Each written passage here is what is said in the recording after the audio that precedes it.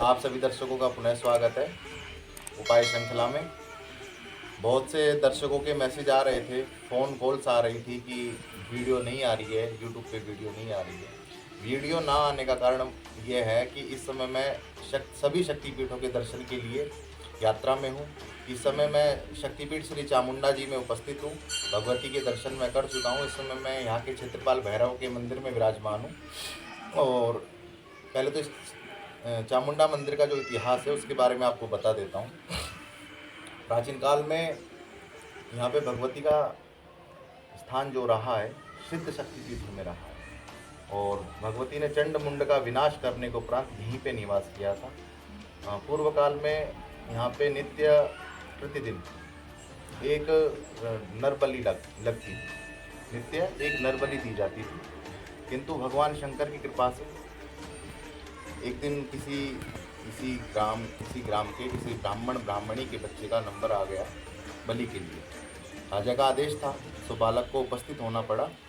और उसी समय उन्होंने भगवान शंकर से गुहार लगाई कि आपका दिया हुआ कृपा प्रसाद है ये आज भगवती चामुंडा के बलि के निमित्त जा रहा है, आप इसकी रक्षा कीजिए।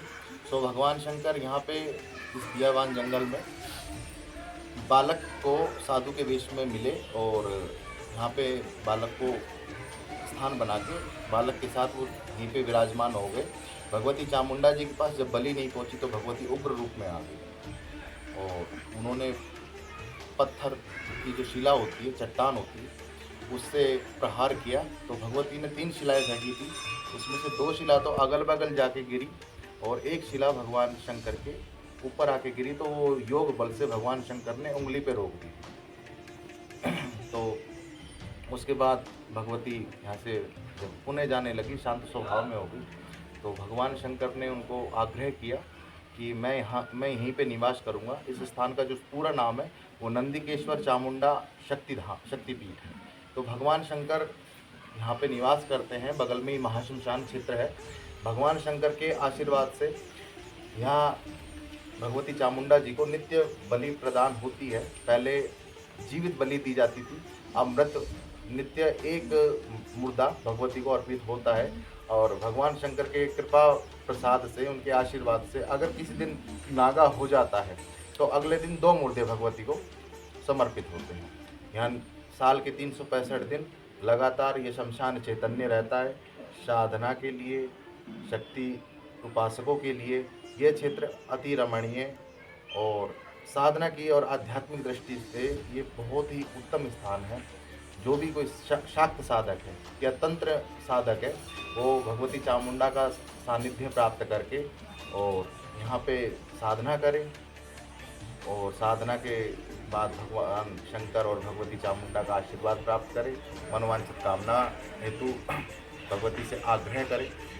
तो अब आगे की बात पे चलते हैं। आज का जो उपाय है, उपाय ये है कि लगातार आप कर्ज के बोझ में दबे जा रहे हों, कोई भी कार्य आपका समय पे पूरा नहीं होता हो, राहु केतु अथवा शनि की महादशा आप पे चल रही हो या शनि की 7.5 भी चल रही हो, साथ में किसी ने आपके ऊपर कोई अभिचार तंत्र मंत्र यंत्र का प्रयोग कर दिया हो, किसी मुस्लिम तंत्र का विचार आप पे किया गया हो, कोर्ट में आपका मुकदमा चल रहा हो, शत्रु पक्ष आप पे हावी पड़ रहा हो और साथ ही साथ में आपके घर में धन का अभाव हो गया, तो इस समस्या के निदान के लिए, इस समस्या से निजात पाने के लिए एक छोटा सा उपाय मैं आज आपको शक्तिपीठ में बैठकर बता रहा हूँ। इसको आप अपने जीवन में आजमाइश करके देखिएगा, आपके समस्त कष्टों का निराकरण होगा। उपाय यह है कि आपको किसी भी शुक्ल पक्ष अथवा कृष्ण पक्ष की अष्टमी से ये उपाय आपको शुरू करना है।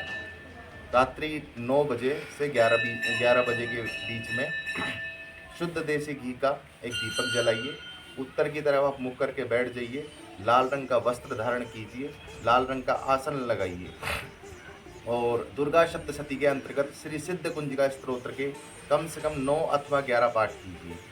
भगवती को अनार के जो दाने हैं उनका नैवेद्य अर्पित कीजिए और साथ में 9 लौंग के जोड़े भगवती को अपनी मनोकामना बोलते हुए अर्पित कर दीजिए।